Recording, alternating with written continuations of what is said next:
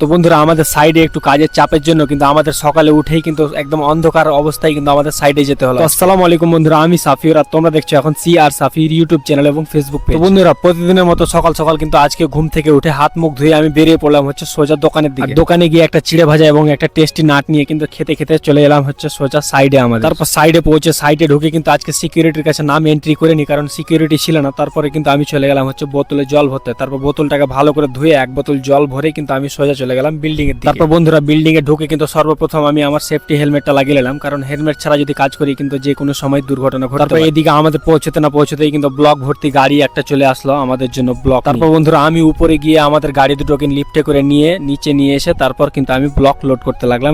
এই ব্লকগুলো কিন্তু চলে যাবে আমাদের সোজা হচ্ছে 13 ফ্লোরে। তো বন্ধুরা আজকে সকাল সকাল চলে এসেছি আর চলে এসে হচ্ছে প্রথমে আমরা ব্লক লোড দিচ্ছি। এ হচ্ছে ব্লক আর এ হচ্ছে আমাদের গাড়ি। তো ব্লক লোড করে এখন আমি দাঁড়িয়ে আছি। এই লিফট উপরে গেল, লিফট এখন আসবে নিচে। লিফট নিচে আসলেই কিন্তু তারপরে লোড দেবো আমরা হচ্ছে লিফট।